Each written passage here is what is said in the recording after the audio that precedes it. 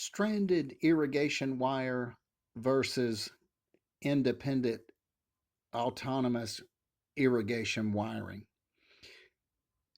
Which is better, which is worse, etc. The answer may be neither is maybe worse than the other, either or. It may be simply a matter of personal preference what you're doing. It may be a situation where one is running longer runs, they need a thicker wire so you don't have uh, voltage loss over a period of distance, etc.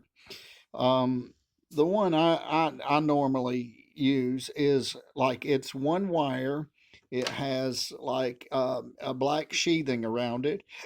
You simply skin it back. It's got one, two, three, four, five, six. This is a 6 strand wire. So this is all 6 strands are located in one bundle.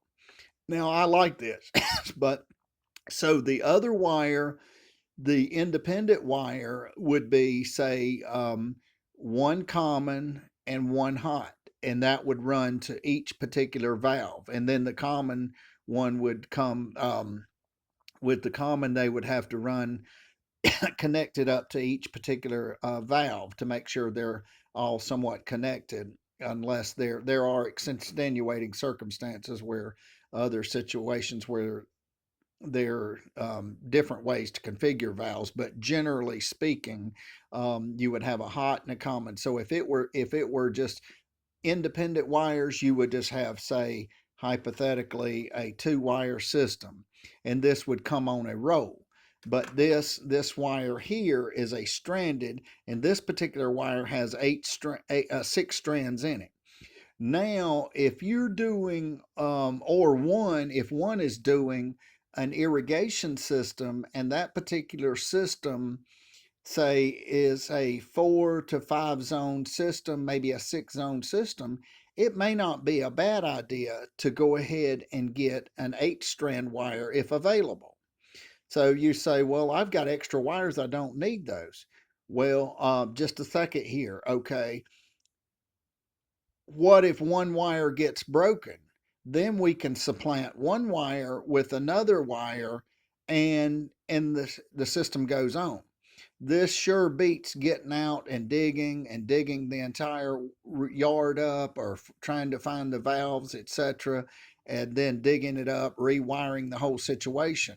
So for instance, if we had a red, and hypothetically, if the red wire got broken and we had an extra wire, let's just for illustrative purposes say the blue wire is an extra wire, and the blue wire, we could actually take the blue wire and switch it, move the red, take the red off if it's broken somewhere down the line. Now, I have had cases in point where I have put in a new system and had a couple wires broken in the sheath.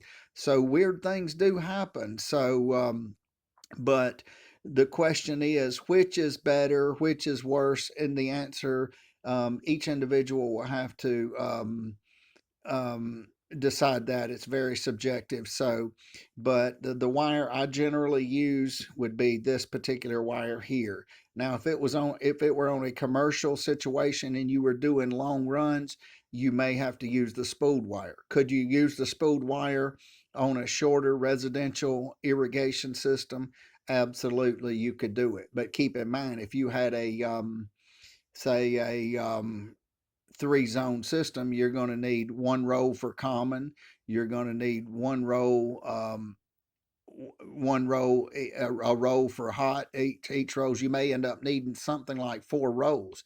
So this comes on one row. So just something to keep in mind is stranded wire versus the independent wiring for lawn sprinkler systems. Thank you for watching, and if this helps, feel free to like and subscribe if you would like. Thank you, and have a great day.